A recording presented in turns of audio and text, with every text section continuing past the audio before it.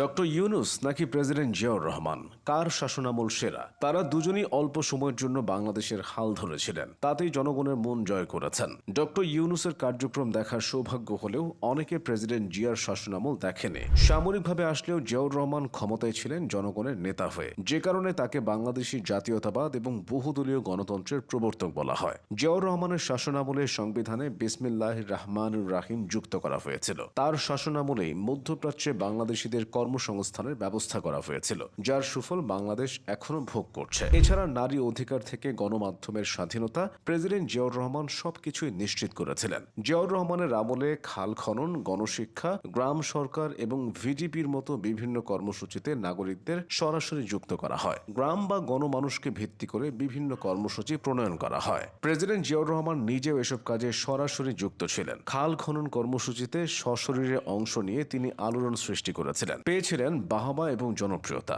1975 সালের 15ই আগস্টের পর বাংলাদেশের তৎকালীন রাজনীতি ও সেনাবাহিনীতে নানা অঘটন এবং চরম বিশৃঙ্খলা তৈরি হয়। এমন এক সময় ক্ষমতার কেন্দ্রে চলে আসেন জিয়াউর রহমান। 1977 সালের 21 এপ্রিল তিনি আনুষ্ঠানিকভাবে বাংলাদেশের রাষ্ট্রপতির পদে অধিষ্ঠিত হন। ক্ষমতায় এসেই তিনি অনেকগুলো পরিকল্পনা হাতে নিয়েছিলেন। প্রথমত, সামরিক শাসনের বৃত্ত থেকে নিজেকে বের করে এনেছিলেন। এরপর প্রতিষ্ঠা করেছিলেন বাংলাদেশ জাতীয়তাবাদী দল বিএনপি সৃষ্টির পাশাপাশি তিনি দেশে বহুদলীয় রাজনীতির সূচনা করেছিলেন। তার আমলেই দেশে ধর্মীয় রাজনীতির উদ্ভব ঘটে, ফলে জামায়াতে ইসলামীও রাজনীতির মাঠে সক্রিয় হয়। রাজনীতির পাশাপাশি অন্যান্য দিকেও জিয়াউর রহমানের মনোযোগ ছিল। স্বাধীন বাংলাদেশের প্রশাসন ও আমলাতন্ত্রকে সর্বপ্রথম তিনি পরিকল্পিতভাবে ঢেলে সাজিয়েছেন। এরপর সামরিক বাহিনীকে শক্তিশালী করেছেন। মুক্তিযুদ্ধ এবং পরবর্তীতে স্বাধীন বাংলাদেশের সংবিধানে জাতীয়তাবাদের ভিত্তি ছিল বাঙালি, অথচ বাংলাদেশে বহু সংখ্যক বিভিন্ন মতের ও ধর্মের জাতিগোষ্ঠী বাস করে। তাদের জীবনযাত্রার ধরনও আলাদা আলাদা। তাই জিয়াউর রহমান শুধুমাত্র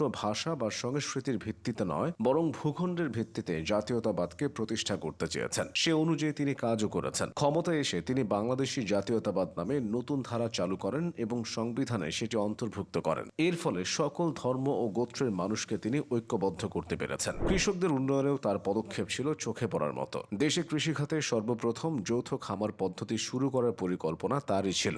জিয়াউর রহমান সরাসরি কৃষি সমবায়ের কথা উল্লেখ করেছিলেন। উন্নয়নের বাংলাদেশ গড়তে বেসরকারি খাতকে উৎসাহিত করেছিলেন। আগে সেচ ও কৃষি যন্ত্রের খাত পুরোপুরি সরকার নিয়ন্ত্রণ করত, কিন্তু তার আমলে কৃষি খাতে বেসরকারি উদ্যোগকে স্বাগত জানানো হয়। সেচের জন্য গ্রামে গ্রামে ক্ষুদ্র ক্ষুদ্র দল গড়ে ওঠে। সে সময় একজন সেচ যন্ত্র কিনে অন্যদের চাষের জমিতে পানি সরবরাহ করতেন। এছাড়া নতুন ধারার অর্থনৈতিক কাঠামোর কারণে দেশের শিল্প খাতেও তখন বেশ পরিবর্তন এসেছিল। জিয়াউর রহমানের শাসনামলে কৃষিভিত্তিক গ্রামীণ সমাজ থেকে শিক্ষিত নতুন মধ্যবিত্ত শ্রেণীর সৃষ্টি হতে থাকে। পিছিয়ে থাকা গ্রামীণ জনগোষ্ঠী ধীরে ধীরে নগরমুখী হতে থাকে। কৃষকের ছেলে কৃষিতে নিয়োজিত না হয়ে অফিস আদালত, মিল, কলকারখানাতে নিজের কর্মের সংস্থান খুঁজে নিতে শুরু করে। এর ফলে নতুন নতুন পেশা ও নাগরিক জীবনের বিকাশ ঘটেছিল। জিয়াউর রহমানের সময় বাংলাদেশের পররাষ্ট্র নীতিতেও ব্যাপক পরিবর্তন আসে। তিনি দেশকে ভারতীয় বলয় থেকে বের করে এনেছিলেন। এর পরিবর্তে আমেরিকা এবং চীনের মতো ক্ষমতাধর দেশের সাথে সুসম্পর্ক তৈরি করেছিলেন তিনি। পিছিয়ে ছিল না সাংস্কৃতিক অঙ্গন।